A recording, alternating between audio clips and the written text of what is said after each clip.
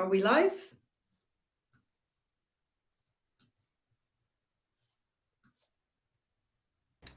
Yes. All right. Hey, everybody. Welcome to another episode of the ACSS broadcast on sanctions. This is our weekly update. And we do this every Monday at 3 p.m. Amsterdam, Brussels, or 9 a.m. New York. And we try to make sense of the latest news on sanctions, and we will guide you through what's happening in the world of sanctions against Russia and why it matters for your business. My name is Saskia Rietbroek, and I'm the Executive Director of the Association of Certified Sanction Specialists. I'm coming to you live from Maastricht in the south of the Netherlands. And if you haven't done so, please visit our website at sanctionsassociation.org. In today's shows, we, in about 10 minutes or so, we highlight a recent development in the world of sanctions. And today I will be covering circumvention and what countries can do to catch the people who do this. But before diving in, a short but shameless plug on our conference. ACSS is organizing a Sanctions and Export Controls conference in Amsterdam on May 11 and 12. This is going to be a great event with top officials from the EU, OFAC, BIS, and of course many industry experts. This is an in-person conference, and we look forward to seeing you there. And you can register at sanctionsconference.com or the link that you can see here on the comment box. So, what are we going to talk about today? I actually wanted to talk about circumvention. I read a few days ago in the New York Times, a great newspaper, an article that caught my eye. The red line said, Russia sidesteps Western punishments with help from friends. And it basically started by saying that in a country next to Russia, Armenia, it's like right next to Turkey as well. For some reason, suddenly the imports of smartphones is now 10 times as much as it used to be. And the exports of smartphones from Armenia have also exploded. And guess to which country? Yes, Russia. So, and not only smartphones, also washing machines, computer chips, and many other products. Recent trade data has shown that countries close to Russia, next to Russia, like China or Kazakhstan, Kyrgyzstan, but also countries like Turkey and the UAE, are helping Russia to get products that the US and the EU have actually tried to cut off because of the war in the Ukraine. And some companies have voluntarily left Russia. As you know, large maritime shipping companies have stopped shipping goods to ports in Russia, but it seems that they find ways to still get their products. For instance, they go now by trucks or trains from Belarus, China, Kazakhstan, and it looks like sanctioned goods are like water, right? They will follow the path of least resistance. So, and of course, not all of these goods are forbidden, to trade between the Western countries and Russia, but others, are. I don't think there's any import or export controls on washing machines, but these trade data and these trends of these flows of goods show how supply chains have shifted and allow for Russia to still get their goods. And this, of course, is not only a good way to get, washing machines, but also products on which sanctions do exist. For instance, like military goods or sensitive dual-use electronics. So how can this be stopped? Let's start, talking about the US and what they do to stop sanctions evasion, and then we'll talk a little bit about Europe. The US has pretty strict sanctions laws, right? They have far reach, there's tough criminal penalties attached to them. For example, the Russia and Ukraine-related sanctions regulations, they also prohibit sanctions evasion. And also not only the evasion itself, also the conspiracy to evade sanctions or an attempt to evade sanctions. So if you work with two people or more and agree to set up some sort of scheme to evade US sanctions, that is a crime. Even if it never materializes, right? So even if your scheme doesn't succeed. Under US laws, it's also prohibited to export goods from the US to a third country if the goods are ultimately destined for sanctioned persons or entities. And the US has tough criminal penalties, willful violations of course, willful because it's criminal. You have to have some, knowledge to some extent. Willful violations of the sanctions regulations, like the sanctions against Russia, constitute criminal offenses under IEPA, right? That is the sort of overarching law in the US under which many sanctions regulations are, under. So this is the IEPA, the International Emergency Economic Powers Act. It is also similar for export controls regulations. If you willfully violate the EAR, the export administration regulations, then you can not only get a fine, but you can also be criminally convicted under another law, namely the Export Control Reform Act, the ECRA.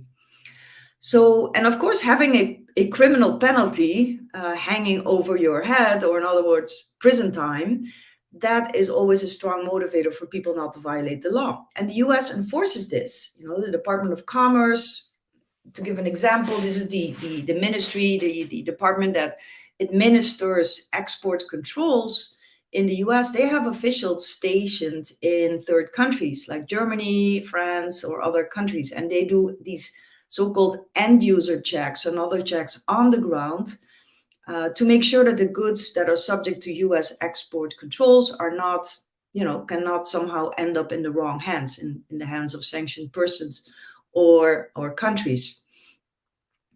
So the US is doing its enforcement pretty well. Another thing that makes people outside the US afraid of US sanctions is that US sanctions laws have extraterritorial reach.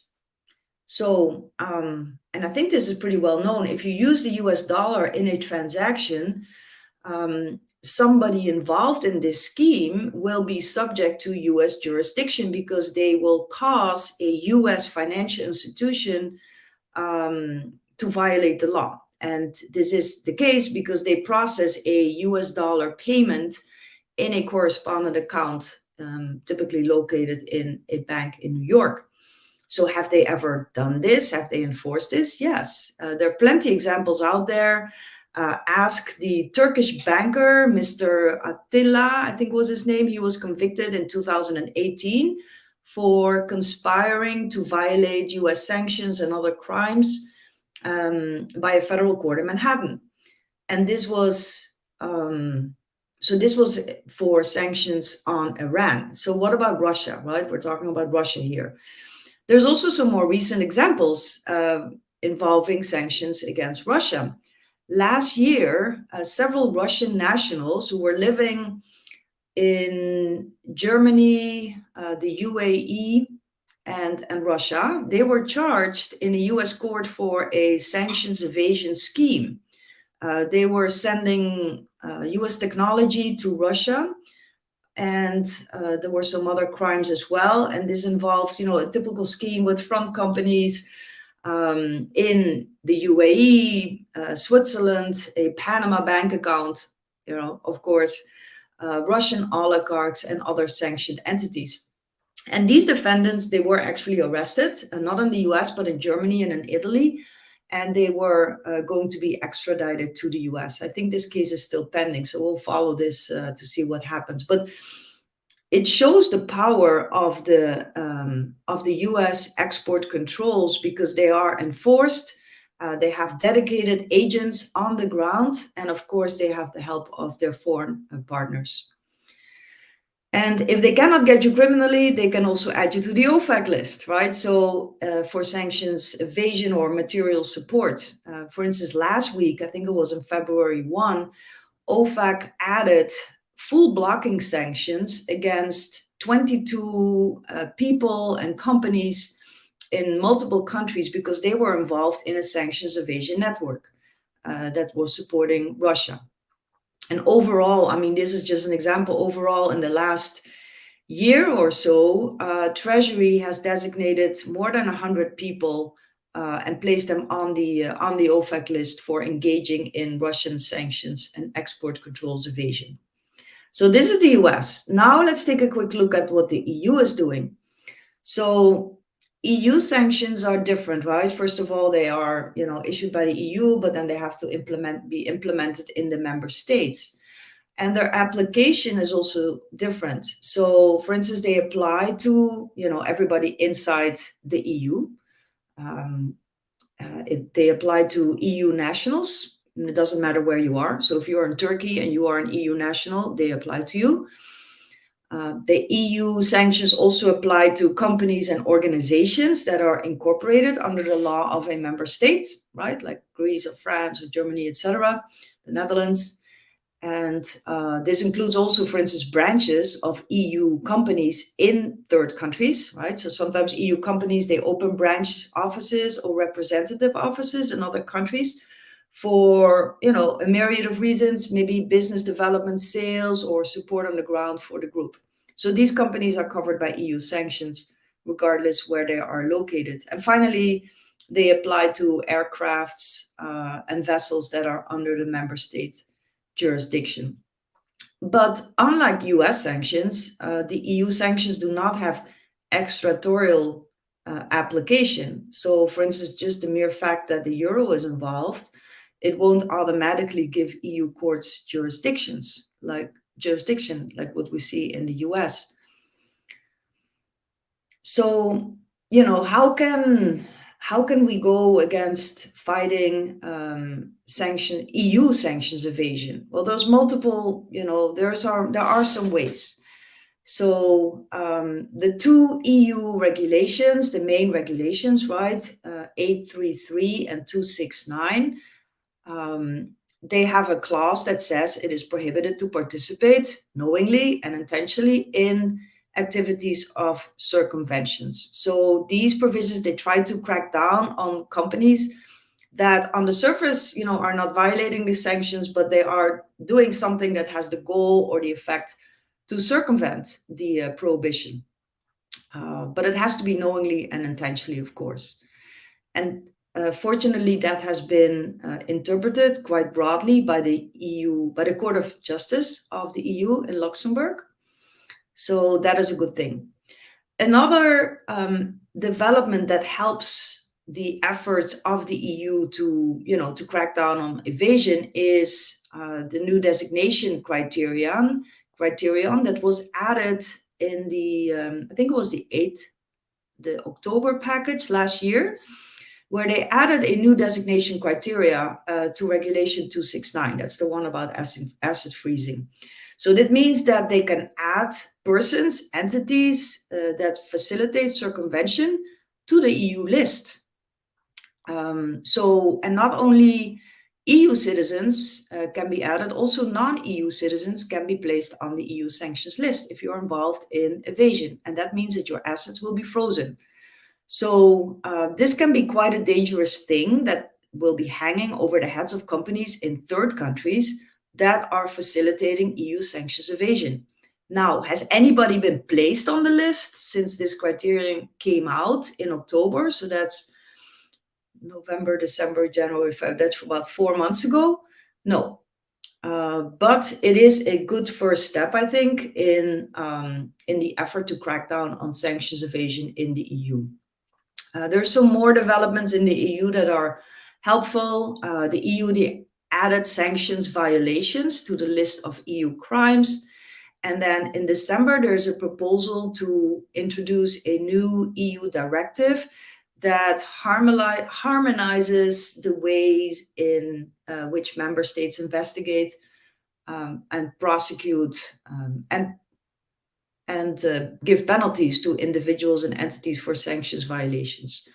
So all this helps, I think, and we have to see how it plays out. But it is important, of course, to go against this sanctions evasion. And from what I read in this New York Times article, it's obvious that they will try to find the ways to go around the sanctions. And as I explained, the US is pretty good at combating this. And it's important for the EU as well to close down these back channels, right? To expose these facilitators and enablers. Often, these are professional networks that are involved in smuggling. But I think all this, it is important to fight this and avoid that Russia keeps on getting these goods that we're trying to stop going to them, and hopefully it can help in our efforts to stop this war. So this was it for today. Let's now check on LinkedIn to see if there's any questions.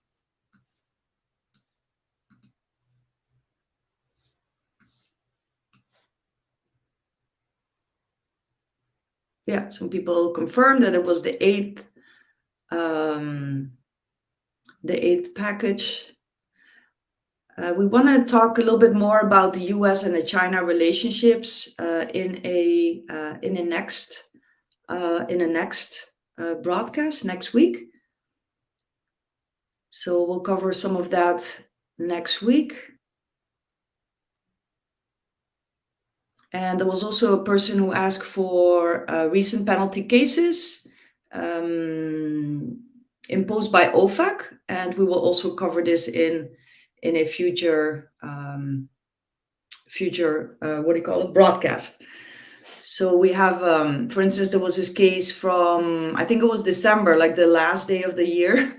OFAC came out with a penalty against a Danish company that was exporting refrigerators, I think, or air conditioning equipment to Iran, and they were using third-party payment networks in, I think it was the UAE, to hide the fact that they were sending these equipments to Iran, and they were payments in US dollars.